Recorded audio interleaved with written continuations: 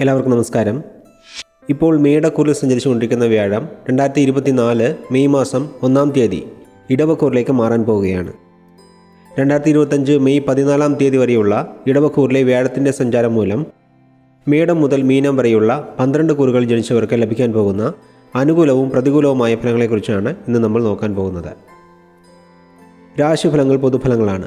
ജാതകരീതി നടക്കുന്ന ദശാപഹാര ഫലങ്ങൾക്കനുസരിച്ച് ഇതിൽ മാറ്റങ്ങൾ ഉണ്ടാകും എന്നുള്ള കാര്യത്തെ ഒരിക്കൽ കൂടി ഓർമ്മിപ്പിച്ചുകൊള്ളുന്നു. ശരി, എന്നാൽ നമുക്കിനി വ്യാഴമാൻ്റെ ഫലങ്ങളിലേക്ക് കടക്കാം.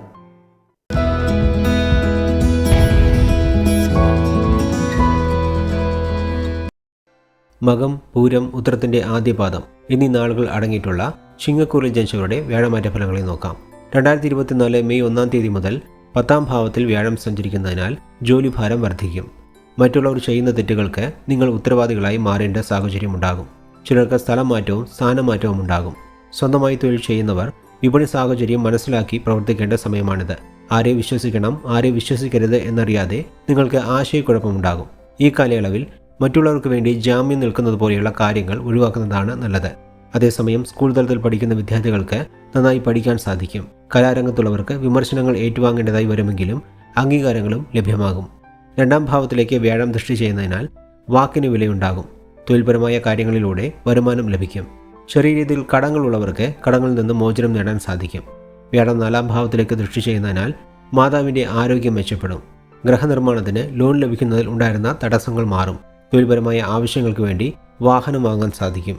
വ്യാഴം 6-ാം ഭാവത്തിലേക്ക് ദൃഷ്ടി ചെയ്യുന്നതിനാൽ ജോലിയിലുള്ളവർക്ക് സ്വന്തമായി തൊഴിൽ ചെയ്യണം എന്നുള്ള ആഗ്രഹമുണ്ടാകും. പക്ഷേ ശനിയും രാഹുകേതുക്കളും അനുകൂലമല്ലാതെ സഞ്ചരിക്കുന്നതിനാൽ ജാതകരീതി നടക്കുന്ന ദശാപഹാരങ്ങൾ അനുകൂലമാണെങ്കിൽ മാത്രമേ സ്വന്തമായി തൊഴിൽ ചെയ്യാൻ പാടുള്ളൂ. 2024 മെയ് 1 മുതൽ ജൂൺ 13-ാം തീയതി വരെ ഇടവക്കൂറിലുള്ള സൂര്യൻ്റെ നക്ഷത്രമായ കാർത്തികയിലൂടെ വ്യാഴം സഞ്ചരിക്കുന്നതിനാൽ സ്വാധീനം അധികരിക്കും.